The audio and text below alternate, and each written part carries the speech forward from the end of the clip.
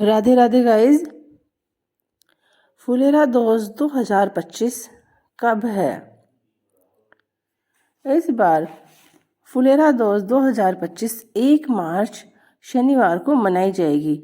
फाल्गुन माह के शुक्ल पक्ष की द्वितीय तिथि को फुलेरा दोस्त मनाई जाती है। फुलेरा दूज के दिन सारे मांगलिक कार्य किए जाते हैं।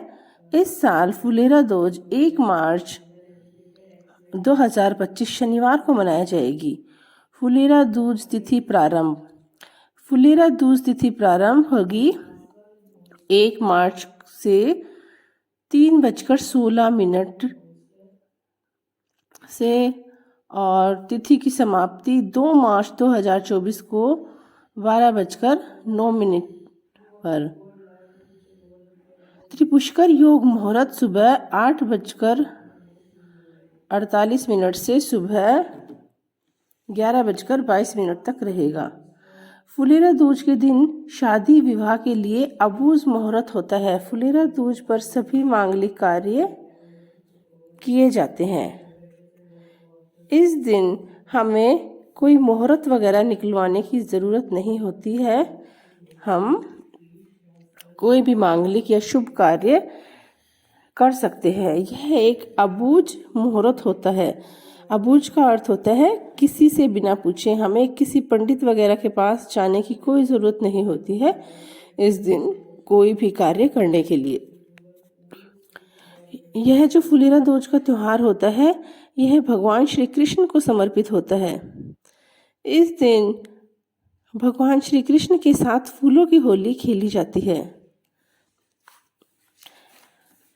इसके लिए हमें क्या करना चाहिए? सबसे पहले प्रातःकालीन सुबह जल्दी उठकर स्नान आदि से निवृत्त होकर एक चौकी लेनी चाहिए। चौकी पर पीला कपड़ा बिछाना चाहिए। पीला कपड़ा भगवान श्री कृष्ण को अत्यंत प्रिय होता है। पीला रंग उनका पसंदीदा रंग होता है। फिर हमें भगवान श्री कृष्ण की एक प्रतिमा या हमारे पास कोई भी फोटो हो उसको उस चौकी पर फूलों का आसन देकर विराजित करनी चाहिए। और हमें इस दिन भगवान श्री कृष्ण और राधा रानी की भी पूजा की जाती है। फिर हमें फूलों का या चावल का आसन देकर एक घी का दिया प्रज्वलित करना चाहिए। किसी भी शुभ कार्य में हम दिया जरूर जलाते हैं। दिया पूजा का साक्ष्य होता है। फिर हमें ओम नमः भगवते वासुदेवाय नमः मंत्र का जाप करना चाहिए। फिर हमें दीपक धूप जलाने चाहिए। और जो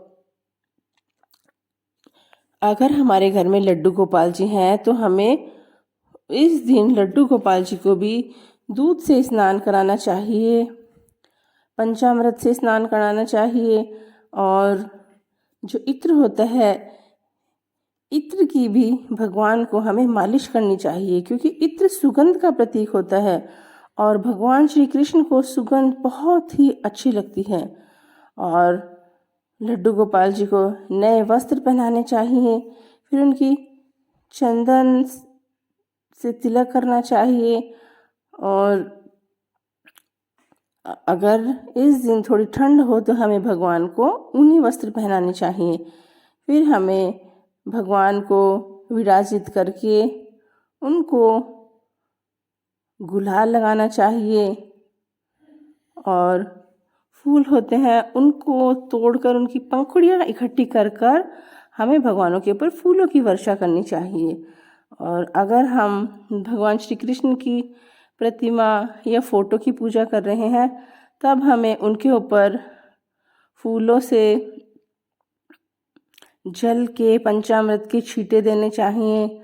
और फिर हमें पुष्प चढ़ाने चाहिए। जो भी मौसमी फल होते हैं जो भी इस समय आ रहे हैं हम कुछ भी ले सकते हैं। केला, सेब, अनार, संतरा, जो भी फल होते हैं वो हमें चढ़ाने चाहिए। भगवान श्री कृष्ण को माखन मिश्री बहुत ही पसंद है। हमें भगवान श्री कृष्ण को माखन मिश्री चढ़ानी चाहिए और हम श्री कृष्ण को बांस की बांसुरी भी चढ़ा सकते हैं। कहते हैं बांस की बांसुरिया पे घड़ों इतरावे। बांस की बांसुरियाँ लेकर तो कान्हा जी बहुत ही प्रसन्न होते हैं, इसलिए हमें बांस की बांसुरी कान्हा जी को जरूर चढ़ानी चाहिए। फुलेरा दोष के दिन मंदिरों में कान्हा जी को बहुत सजाया जाता है। एक फूलों का मंडप बनाया जाता है, उसको तरह तरह के फूलों से सजाकर कान्हा जी को, राधा रानी को उसमें विराजित किया जाता है और धार्मिक अनुष्ठान होते हैं।